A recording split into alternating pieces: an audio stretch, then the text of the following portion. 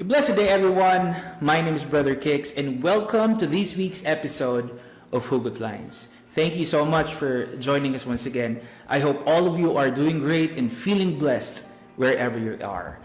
For this week's episode of HUGOT LINES, I'm sure all of us will be able to relate dahil yung topic natin today ay alam na alam nating lahat. In fact, a lot of people are searching and longing for it.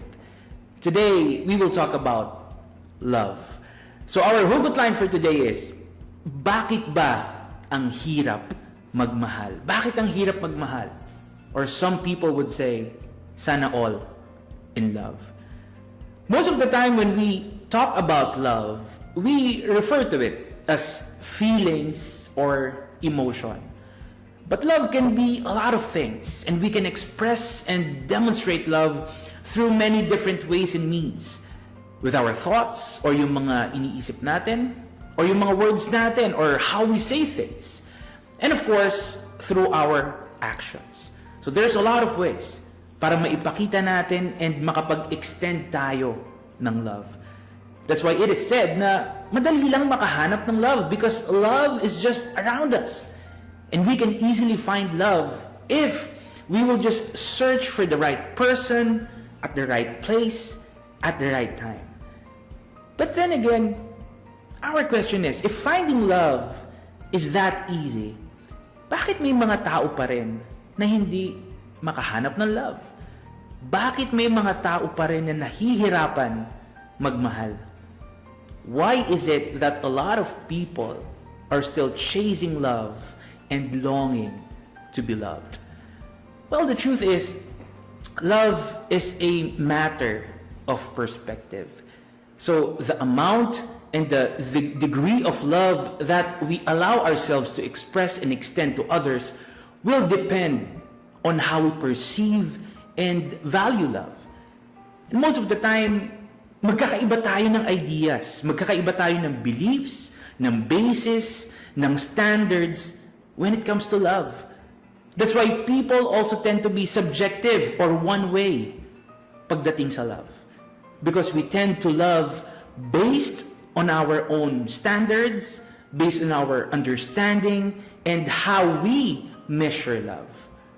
And doon pa lang, nagkakaroon na ng friction, nagkakaroon na agad ng conflict between people.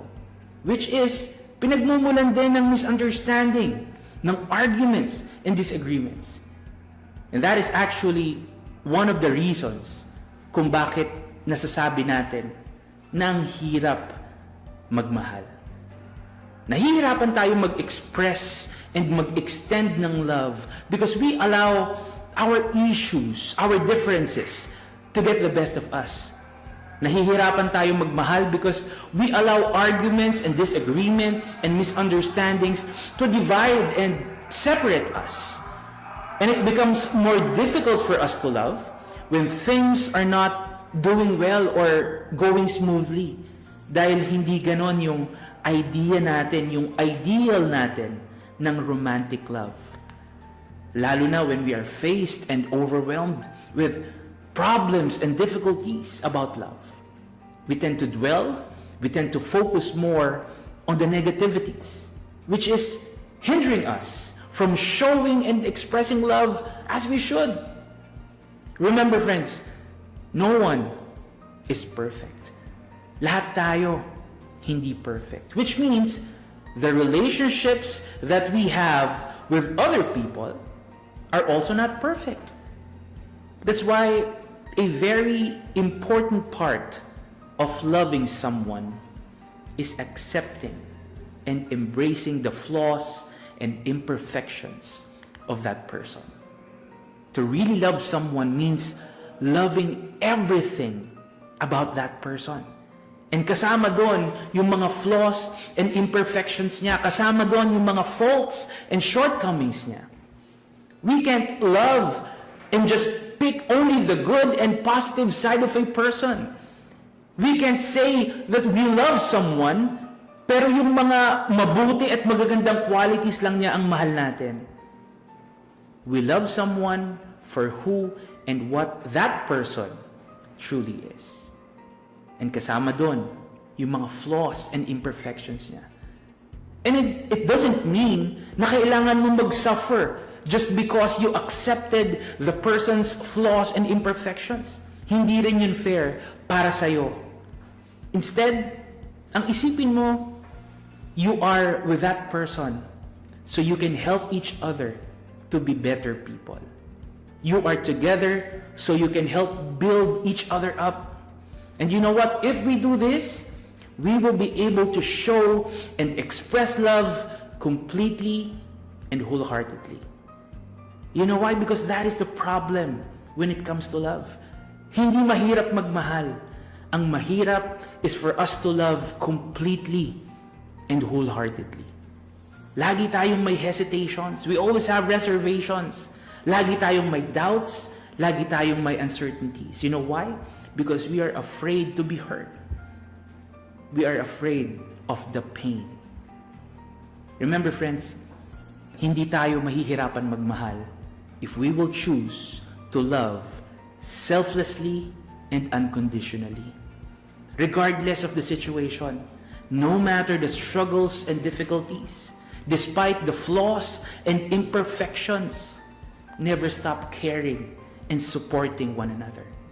Always be patient and understanding to each other.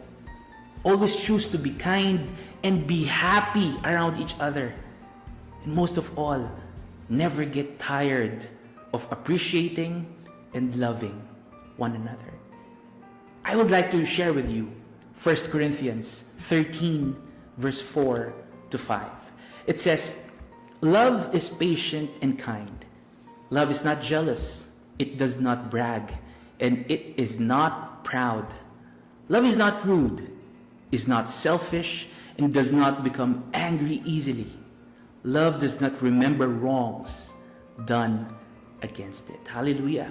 Friends, our Almighty Father Yahweh gave us His definition of love to remind us about the kind of love that He wants for us. And I encourage you to consider this. I encourage you to make it your guide when it comes to love. And ask yourself, always ask yourself and see if the love you have is the same kind of love that Yahweh wants us to have. Because love and having someone to love are wonderful blessings from Yahweh. Yahweh made us capable of love. He gave us the ability to love dahil ito ay makakabuti para sa atin. So, each time you feel na nahihirapan ka magmahal, each time you think na mahirap magmahal, just remember the reasons why you love in the first place. Balikan mo, isipin mo lang ulit yung mga dahilan mo kung bakit ka nagmamahal. Again, no one is perfect. That's why our relationship with people are also not perfect. But the great thing is, our relationship can always be wonderful and beautiful kung gugustuhin natin. Remember, friends, hindi tayo mahihirapan magmahal if we will choose to love selflessly, wholeheartedly, and unconditionally. Hallelujah! Once again, thank you so much for joining us today. This is Brother Kix. See you all again on the next episode of HUGOT Lines. Always keep safe, and may Yahweh continue to bless us all. Hallelujah!